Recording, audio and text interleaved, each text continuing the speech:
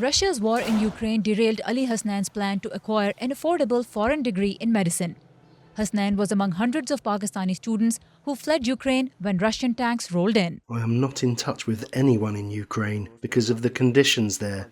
I applied for admission to med school in Pakistan too, but could not succeed due to the high grades required here. Russia's war put Pakistan in a difficult position on the world stage. Images of then Pakistani Prime Minister Imran Khan meeting with Russian President Vladimir Putin in Moscow on the day Russian forces entered Ukraine embarrassed Islamabad.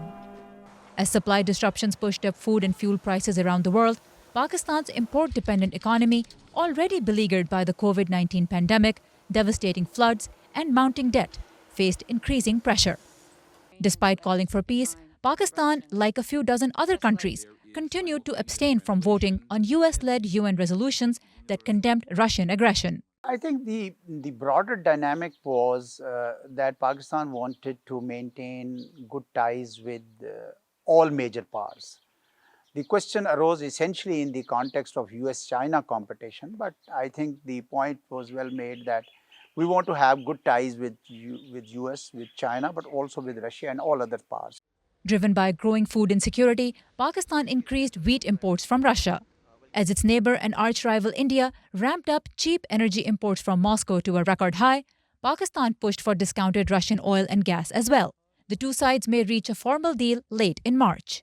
Ukraine's ambassador to Pakistan, Markian Chuchuk, says Islamabad's policy of staying neutral in the conflict while doing business with Russia is ultimately helping Moscow. A responsible country should not turn a blind eye to the fact that in doing business with Russia, it may support waging war through oil money. Ukraine, a major supplier of wheat to Pakistan, saw bilateral trade drop 73% as its exports came under Russian attacks.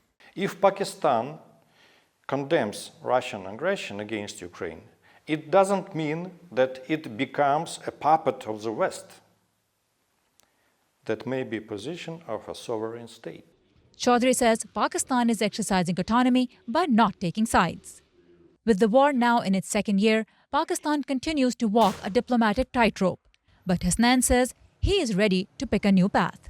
I'm quitting the idea of medicine and going to Australia to study business.